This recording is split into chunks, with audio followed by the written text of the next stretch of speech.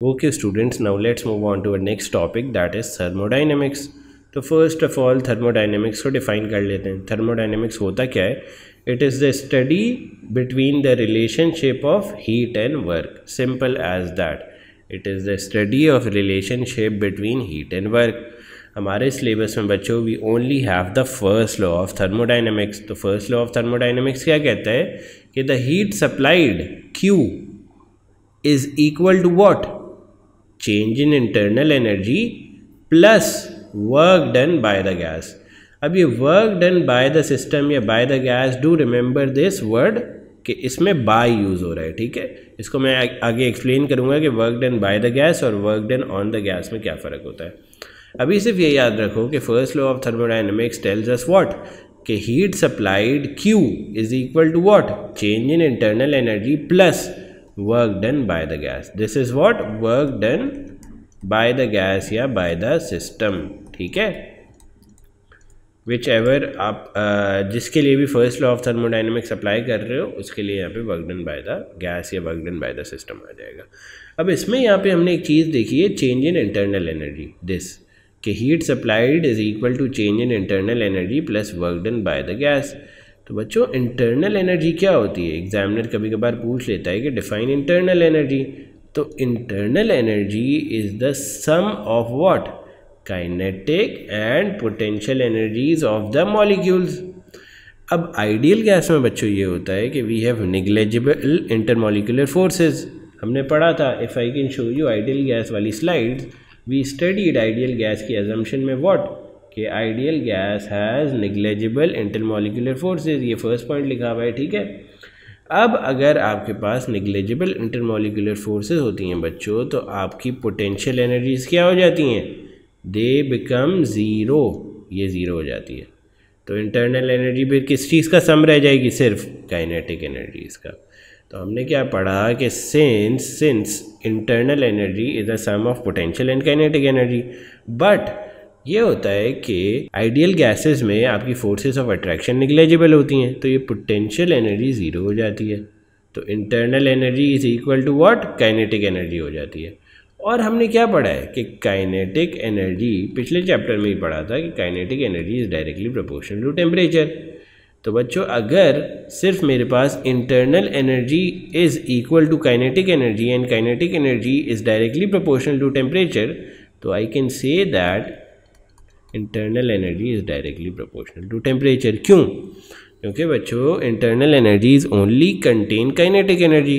Potential तो contain नहीं करते क्योंकि पोटेंशियल ज़ीरो हो जाती है because of negligible intermolecular forces. तो हमें ये रिलेशनशिप मिल जाता है कि internal energy is equals to kinetic energy.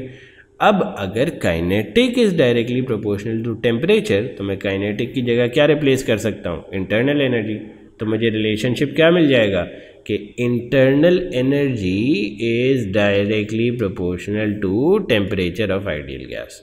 Do remember this relationship, ये आगे बहुत काम आने वाला है. ठीक है, अब मैंने आपको बताया था कि इस इक्वेशन के दो कंपोनेंट्स हैं. मतलब हीट सप्लाई करोगे तो वो कन्वर्ट होगी किसमें? चेंज इन इंटरनल एनर्जी में and work done by the gas में.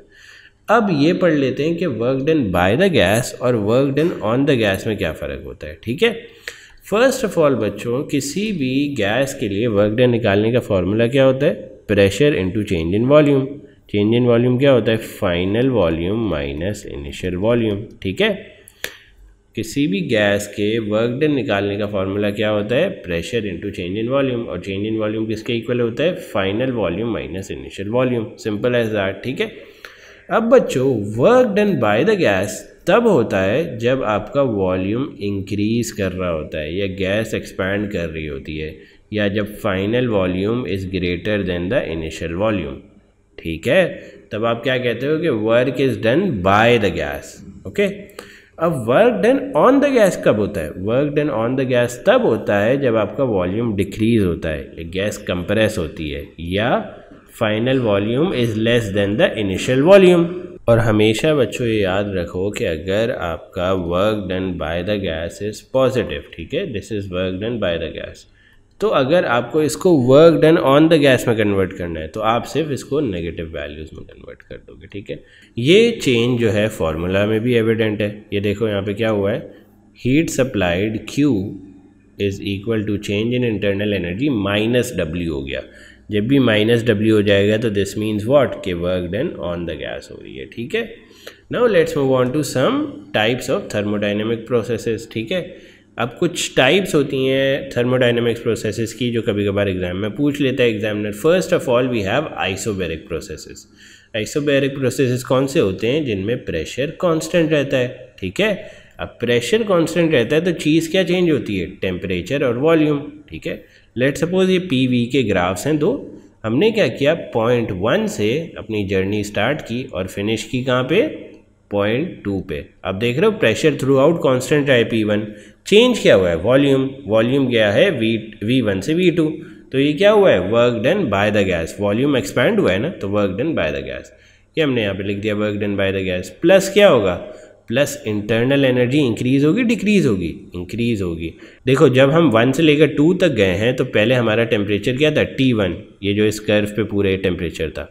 अब जब 2 पे चले गए हैं तो हमारा टेम्परेचर क्या हो गया? T2, तो T2 is obviously greater than T1, तो ऑब्वियसली इंटरनल एनर्जी क्या हो जाएगी? इंक्रीज हो जाएगी। तो क्या बन जाएगा formula? Q is equal to change in internal energy plus work done by the gas. Internal energy isobaric processes में इंक्रीज करती है। वाई? Because temperature increases. अच्छा, दिस इज ओनली स्पेसिफिक अगर हम आगे जा रहे हैं इन द जर्नी। अगर पीछे जा रहे होते तो टेम्परेचर डिक्रीज कर जाता और क्या होता है? इंटरनल एनर्जी डिक्रीज कर जाती। Simple as that. बस ये याद रखो कि आइसोबैरिक प्रोसेसेस में इंटरनल एनर्जी भी चेंज होती है और work done by the gas भी होता है। ठीक है, अच्छा अब आ जाओ आइसोकोरिक प्रोसेसेस पे। आइसोकोरिक प्रोसेसेस कौन से प्रोसेसेस होते हैं? जिनमें कांस्टेंट वॉल्यूम होता है। अब कांस्टेंट वॉल्यूम का टर्म देखते ही तुम्हें समझ आ जाना चाहिए कि pressure into change in volume that is work done by the gas will be equal to 0, क्योंकि अगर कांस्टेंट वॉल्यूम है तो चेंज इन वॉल्यूम की टर्म को क्या हो जाएगा? 0। ये देखो यहाँ पे हो रहा है यही चीज़, वर्क डन 0 हो रही है। तो हमें क्या पता चल रहा है? Heat will get directly converted into internal energy. तो let's see an example of this on the graph. Yes, point 1 से हम जा रहे हैं पॉइंट 2 पे। कांस्टेंट वॉल्यूम के उस पे कांस्टेंट वॉल्यूम पे हम पॉइंट 1 से पॉइंट 2 जा रहे हैं। तो क्या सिर्फ इंक्रीज़ हो रहा है? सिर्फ टेम्परेचर इंक्रीज़ हो रहा है और वॉल्यूम सेम रह रहा है। तो वॉल्यूम सेम रहेगा तो ये work done by the gas 0 हो जाएगा। सिर्फ जो चेंज आएगा वो किस में आएगा? इंटरनल एनर्जी में। ठीक है, तो the heat supplied will get completely converted into what? Internal energy. ये देखो यहाँ पे मैंने लिखा हुआ है। ठीक है, अब आ जाओ थर्ड टाइप ऑफ प्रोसेसेस पे। जो कौन से प्रोसेसेस होते हैं? Isothermal process. आइसोथर्मल में क्या होता है? Constant temperature. ठीक है, अब अगर कांस्टेंट टेम्परेचर है बच्चे तो आपका जो सारे पॉइंट्स हैं वो एक ही कर्व पे लाई करेंगे। Let suppose we went from point 1 to point 2। ठीक है, तो हम इस तरह जा रहे हैं, एक ही कर्व पे टेम्परेचर सेम रख रहे हैं। अब बच्चों अगर कांस्टेंट टेम्परेचर है तो मुझे बताओ हमने क्या पढ़ा था? Internal energy is directly proportional to temperature. तो अगर टेम्परेचर कांस्टेंट है तो इंटरनल एनर्जी भी कांस्टेंट होगी। इंटरनल एनर्जी कांस्टेंट है तो चेंज इन इंटरनल एनर्जी क्या हो जाएगा? 0। तो we cut this out and put a 0 here. तो सारी जो हीट है वो किस में कन्वर्ट हो रही है? Work done by the gas. अच्छा, अब इसमें एक इम्पॉर्टेंट चीज़ ये है कि work done by the gas आप यूजुअल वाले फार्मूले से नहीं निकाल सकते। यूजुअल क्या फार्मूला होता था? P into change in volume is your work done by the gas. But बच्चे इसमें कॉन्स्टेंट प्रेशर नहीं रह रहा। देख रहे हो, इसमें कांस्टेंट प्रेशर की ज़रूरत थी इस वाले फार्मूले में, लेकिन इसमें कांस्टेंट प्रेशर नहीं रह रहा। प्रेशर की 2 वैल्यूज़ हैं, एक P1 है एक P2 है। तो आप क्या करोगे? ये सारा जो एरिया है वो इंटीग्रेट करके निकाल लोगे। ठीक है, इंटीग्रेशन से ये सारा एरिया निकाल लोगे and you will get the work done by the gas. This is not included in A2 का syllabus, but I am just telling you for general knowledge. देखो प्रेशर भी चेंज हो रहा है ना विथ वॉल्यूम, तो you can't just do pressure into change in volume वाला formula, because ये कब यूज़ होता था? जब कांस्टेंट प्रेशर का केस होता था। तो what do? We just integrate this curve from V1 to V2। ये यहाँ पे मैंने लिखा हुआ है। ठीक है, now let's come on to the fourth type of processes that is adiabatic processes. Adiabatic processes की बच्चों खास बात ये होती है कि इसमें हीट ट्रांसफ़र कुछ नहीं होता, मतलब Q 0 होता है। तो Q 0 होगा तो क्या होगा? W को मैं इस साइड पे ले आऊँगा, क्या हो जाएगा? -W। और मैंने क्या पढ़ाया था? Work done by the gas अगर माइनस में है तो वो क्या हो जाती है? Work done on the gas. ये देख रहे हो, यहाँ पे यही वाली इक्वेशन मैंने लिखी हुई है। तो इसमें क्या हो जाएगा? Work done on the gas will be equal to change in internal energy. Simple as that. Adiabatic process में क्या होता है? Work done on the gas will be equal to what? Change in internal energy. If you go from 0.1 to 0.2 आपकी gas क्या हो रही है, compress, और क्या हो रहा है, work done on the gas, and this gets converted into what, internal energy का राइज. क्यों? क्योंकि टेम्परेचर इंक्रीज हो रहा है. देखो हो क्या रहा है बच्चों कि V1 से V2 आप जा रहे हो, आपकी गैस क्या हो रही होगी, कंप्रेस. तो ये क्या होता है, work done on the gas.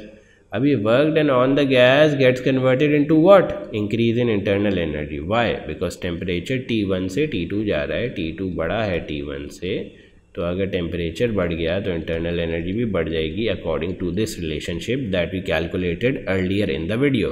Temperature is directly proportional to internal energy. Temperature increase कर रहा है तो इंटरनल एनर्जी क्या करेगी, इंक्रीज करेगी. So this marks the end of thermodynamics chapter. I know it was small. Do watch the earlier video as well, ideal gases की video. It is really important, and then you can rewatch this video as well.